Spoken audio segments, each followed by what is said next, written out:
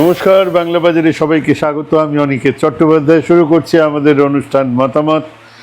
বাংলা বাজার সাবস্ক্রাইব করুন, লাইক করুন, শেয়ার করুন, কমেন্ট করুন, আর যদি পারেন, যদি সম্ভব হয়, তাহলে খুব সামান্য টাকার বিনিময়ে আমাদের সদস্যপদ দিন, তাতে আমাদের খানিকটা সুবিধা হয়। সদস্য যারা হবেন না, তাদের সঙ্গে অনুষ্ঠান দেখার, শোনার কোনো ফারাক নেই। এটা গেল প্রথম কথা। দ্বিতীয় কথা, আজকে রাত্রিবেলা জিরো আওয়ার আছে, আপনারা আসুন, জিরো আওয়ারে আপনাদের মতামত দিন। শুরু করছি আমাদের অনুষ্ঠান মতামত। আজকে শীর্ষক অল ইজ নট ওয়েল। দুর্নীতি, লুটমার, পেপার লিক, দেশ জুড়ে কি চলছে।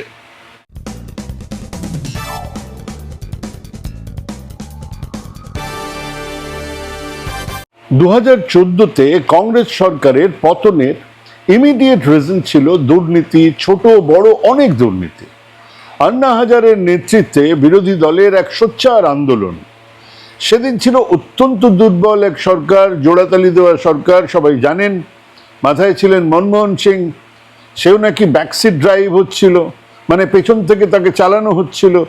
দুর্নীতির জন্য কতটা দায়ী ছিল সেই সরকার বা তার প্রধানমন্ত্রী, এখন আমরা জানি। সেদিনের সবচেয়ে বড় বড় দুর্নীতিগুলো একটাও আদালতে প্রমাণ হয়নি। সে 2G স্ক্যাম হোক, আর কোল ব্লক ঘোটালা হোক, কিংবা এশিয়ান গেমসের স্ক্যাম, আদালতের রায়ে একটা স্ক্যাম প্রমাণিত হয়নি। যদিও কানিমোজি থেকে রাজা থেকে সুরেশ কালমাদি, যারা হয় কংগ্রেসের বা কংগ্রেসের সেদিনের শরিক দলের নেতা, তারা জেলে গিয়েছিলেন।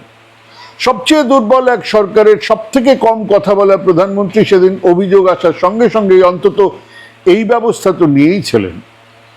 দ্বিতীয় ইউএপি এর সময়ের সেই দুর্নীতিকে দুর্নীতির অভিযোগ বা দুর্নীতির ধারণা বলাই ভালো, কিন্তু তাতেই সরকার পড়ে গিয়েছিল। কারণ এক সম্মিলিত বিরোধী দলের প্রচার মঞ্চে প্রশান্ত ভূষণ, কেজরিওয়াল, অরুণ জেটলি, সুষমা স্বরাজ সবাই ছিলেন। বিরোধিতায় ভাগাভাগি থাকলেও মনমোহন সিং সরকারের বিরুদ্ধে তীব্র প্রচারে সেদিন সুযোগ করে দিয়েছিল বিজেপিকে।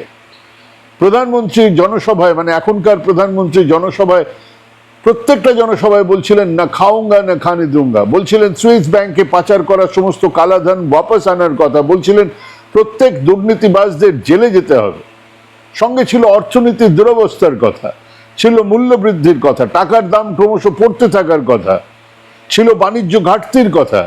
সেই 2014 থেকে আজ 2026 আমরা পা দিয়েছি। 12টা বছর পরে ছবিটা কি? 2014-তে $1 মানে ছিল 61 টাকা। হ্যাঁ, আজ $1 বদলে 96 টাকা 25 পয়সা পাওয়া যাচ্ছে। সেদিন মোদিজি জনসভায় বলতেন কে আগে নিচে পড়বে, সরকার না টাকা, তার কম্পিটিশন চলছে। এখন দেখা যাচ্ছে সেই কম্পিটিশন এখনো অব্যাহত। খুচরো বাজারের দর এই জুন মাসে আরবিআই এর বেঁধে দেওয়া পরিমাপের থেকে 4.38% বেড়েছে, মানে জিনিসপত্রের দাম বেড়েছে। বাণিজ্য ঘাটতি বেড়েছে 59%, গত 5 মাসে সর্বোচ্চ। বিদেশি ধার 72 লক্ষ কোটি টাকা ছাড়িয়েছে। মাঝে মধ্যে এখানে রাজ্য সরকারের ধার ইত্যাদি নিয়ে কথা হয়। দেশের বিদেশি ধার 72 লক্ষ কোটি টাকা ছাড়িয়েছে, রেকর্ড। বিদেশি বিনিয়োগ হু হু করে উবে যাচ্ছে। এরই মধ্যে 2.74 লক্ষ কোটি টাকা, 2.74 লক্ষ কোটি টাকা বাজার থেকে বেরিয়ে গেছে। ছবিটা আগের থেকে অনেক অনেক অনেক আশঙ্কাজনক, অনেক আশঙ্কার। সামনে একটা দুর্ভোগ দেখা যাচ্ছে, এবং তার উপরে দেশ জুড়ে জল, জঙ্গল, জমির এক লুটমারের অভিযোগ সর্বত্র। মাত্র হাতে গোনা কয়েকজনের কাছে বেচে দেওয়া হচ্ছে দেশের সম্পদ। সম্পদ বেচে দেবার জন্য সামান্যতম বাধাও যেন না আসে, তার জন্য বদলানো হচ্ছে দেশের আইন। এই অভিযোগের একটা প্রমাণ হলো দেশের 1% মানুষের হাতে জমা হয়েছে দেশের 40% সম্পদ। পশ্চিমঘাট পর্বতমালা থেকে আন্দামান নিকোবর আইল্যান্ড থেকে দেশের উত্তর পূর্বাঞ্চলে পরিবেশের গোষ্ঠীর ষষ্ঠী পুজো চলছে। দেশের পরিবেশবিদদের মতে এরকম ভয়ঙ্করভাবে পরিবেশ বাস্তুতন্ত্রকে ছিন্ন ভিন্ন করে দেবার কাজ এর আগে কখনো কোনো সরকার করেনি, কখনো হয়নি। কিন্তু কেন হচ্ছে? সামান্য খোঁজ নিলেই দেখতে পাবেন সর্বত্র এই পরিবেশ ধ্বংস যজ্ঞে 2-3 জন শিল্পপতির নাম, তাদের বড় বড় প্রজেক্ট চালু হচ্ছে সেখানে দেশের উন্নয়নের জন্য। বেশ, যদি তাই হতো তাহলে দেশের মানুষের মাথাপিছু আয় বাড়তো, রোজগার বাড়তো, রপ্তানি বাড়তো, বাণিজ্য ঘাটতি কমতো, টাকার দাম বাড়তো। এসব তো কিছুই হচ্ছে না। কিন্তু তাদের সম্পদ বেড়েই যাচ্ছে। তাহলে আমাদের দেশের জল জঙ্গল জমি নিয়ে কোন ছেলে খেলাটা হচ্ছে? কেন এই লুটমার? অন্যদিকে বর্ধমান সর্বমঙ্গলা মন্দির থেকে, বদ্রীনাথ মন্দির থেকে, মথুরার মন্দির থেকে রাম মন্দির, খুল্লা লুট চলছে। এগুলো কারা করছে? গত কয়েক বছরে 59টা পরীক্ষার প্রশ্নপত্র বেরিয়ে এসেছে। কি করে? এই পেপার লিক কেন হচ্ছে? কেন বারবার নিট পরীক্ষার প্রশ্নপত্র লিক হচ্ছে? কারা আছে এর পেছনে? কেন ছাত্ররা হতাশায় আত্মহননের পথ বেছে নিচ্ছেন? কেন সুইসাইড করছেন? সংখ্যা 20-র ওপরে চলে গেছে। কেন সেই পেপার লিক নিয়ে, ছাত্রদের আত্মহত্যা নিয়ে প্রধানমন্ত্রী একটা কথাও বলছেন না? কেন খুব সামান্য দাবি শিক্ষামন্ত্রীর পদত্যাগ? হ্যাঁ, যার আমলে এই প্রশ্নপত্র বেরিয়ে এসছে তার পদত্যাগ নিয়ে 18 দিন ধরে চলতে থাকা অনশন নিয়ে কথাও বলতে রাজি নন সরকার। আমরা অনেকেই সেই 17তেই ডিমনিটাইজেশন থেকে বুঝেছিলাম এ সরকার আর যাই হোক উন্নয়ন বিকাশের প্রাথমিক শর্ত মেনে কোনো কাজই করবে না। কিন্তু মানুষ একবারের জন্য তা বিশ্বাস করেননি, লাইনে দাঁড়িয়েছেন, যথেষ্ট কষ্ট সহ্য করেছেন, কিন্তু মানুষ কোনো কথা বলেননি। এমনকি কোভিডের ওই ভয়ঙ্কর অবিবেচক লকডাউন সিদ্ধান্তের পরেও মানুষ অপেক্ষা করেছে। তার আগে 2019-এ আরো ভোটে জিতিয়ে এনেছে এই সরকারকে। কেন? কারণ এক, হিন্দুত্বের প্রশ্নে, জাতীয়তাবাদের প্রশ্নে বিজেপি সরকারের পক্ষেই মানুষের সমর্থন ছিল, সক্রিয় সমর্থন ছিল। দুই, বিজেপি আরএসএস এর মধ্যে এক বোঝাপড়া, দেশের সামনে দুর্নীতি ইত্যাদির প্রশ্নে মানুষের সমর্থন তখনও তাদের দিকেই ছিল। তিন, নেতা হিসেবে নরেন্দ্র মোদী দুর্নীতির ধারণার ঊর্ধ্বে থাকা একটা ইমেজকে মানুষ সমর্থন করেছিলেন, এক সর্বত্যাগী ফকিরের ইমেজ মানুষের সমর্থন পেয়েছিল। চার, বিরোধীদের মধ্যে বিভাজন, তাদের নেতাদের নানান পার্সোনাল এজেন্ডা এবং বিরোধী দলের মধ্যেও দুর্নীতি মানুষকে সরকার বিরোধী অবস্থানে নিয়ে যায়নি। কিন্তু 2021-22 থেকেই এই অবস্থাটা বদলাতে শুরু করেছে। বিরোধীরা একজোট হয়ে লড়াই করেনি, বরং একে অন্যের বিরুদ্ধে লড়েছে। তারপরেও একক সংখ্যাগরিষ্ঠতার 40টা আসন আগেই মানুষ আটকে দিয়েছে বিজেপিকে। দুটো টার্ম তো কম নয়। ধীরে ধীরে আগের ধারণাগুলো ভাঙছে, একেবারে ভেঙে চুরমার হয়ে গেছে বিজেপির দুর্নীতি বিরোধী অবস্থান। তার প্রথম কারণ হলো একের পর এক দুর্নীতিতে অভিযুক্ত, দুর্নীতির সঙ্গে বেড়ে ওঠা রাজনৈতিক দলগুলোর সঙ্গে বিজেপির সম্পর্ক, তাদের নেতাদের, দুর্নীতিতে অভিযুক্ত নেতাদের দলে নেওয়া, আর তারপরেই সেই নেতার বিরুদ্ধে দুর্নীতির সমস্ত অভিযোগ তুলে নেওয়া।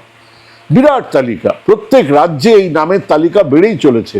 কদিন আগে এই রাজ্যের রাজ্যসভা সদস্য প্রকাশ সিং বারাইককে গরু পাচার, বালিচোর, ভাইপোর টাকার যোগানদার ইত্যাদি বলে সভায় সভায় গালি দিয়েছেন বিজেপি দলের প্রাক্তন রাজ্য সভাপতি সুকান্ত মজুমদার।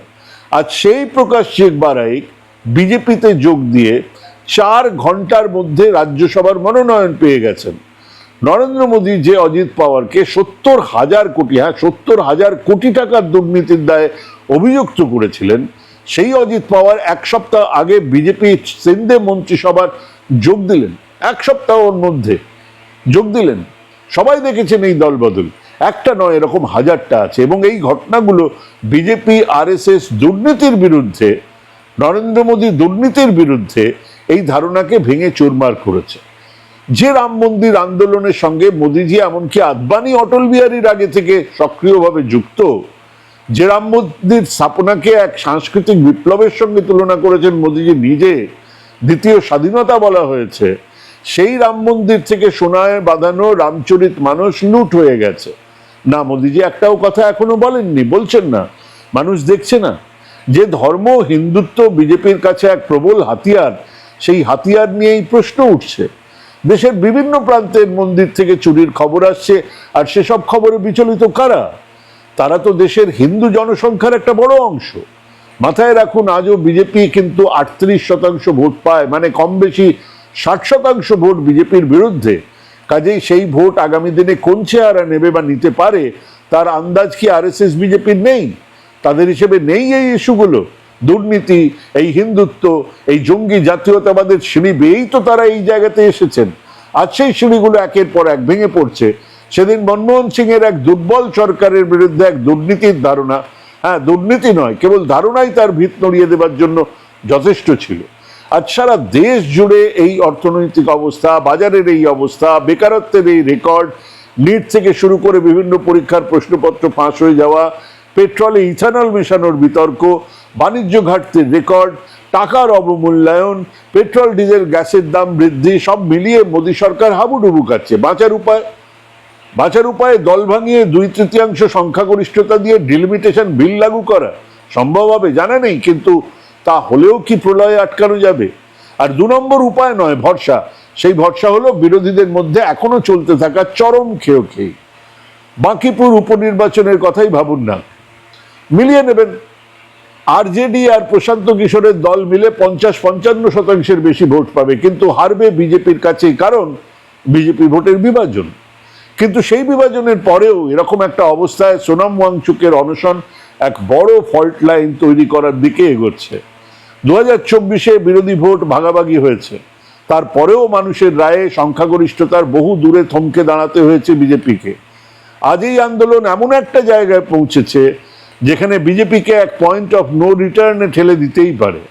দলের ভেতরে বিরুদ্ধ মত বাড়ছে। ক্ষমতায় থাকলে বিরুদ্ধ মত তো শোনা যায় না, ক্ষোভ বিক্ষোভ সবটাই ক্ষমতার বাই প্রোডাক্টের তলায় চাপা পড়ে যায়। সেসব গলগল করে বেরিয়ে আসে নির্বাচনের পরে। 2029-এর নির্বাচন অনেক দেরি, এখনো 2.5 বছর তো বটেই, কিন্তু 2027 উত্তরপ্রদেশের নির্বাচন হয়ে উঠতেই পারে ওয়াটারলু। হ্যাঁ, দুপক্ষের কাছেই অনায়াসে জিতে এলো বিজেপি, 2029-এর রাস্তা পরিষ্কার হয়ে যাবে। হেরে গেলে 2029-এর দিকে যাত্রা বিজেপির কাছে এক দুঃস্বপ্ন বলে মনে হতে পারে। এবং সেই যাত্রাপথের প্রথম বাঁককে বোঝার জন্য এই মুহূর্তে চোখ রাখুন যন্তর মন্তরে, ভারতের রাজনীতির ফ্ল্যাশ পয়েন্টের দিকে। এখানেও সেই কাহিনীর ফংচুক ওয়াংড়ু সমস্ত খেলাটাকে ঘুরিয়ে দিতেই পারে, মানুষকে বুঝিয়ে দিতেই পারেন all is not well, all is not well. ভাবুন, ভাবতে থাকুন, ভাবা প্র্যাকটিস করুন। ভালো থাকবেন, সুস্থ থাকবেন। আজকে এখানেই শেষ করছি। নমস্কার।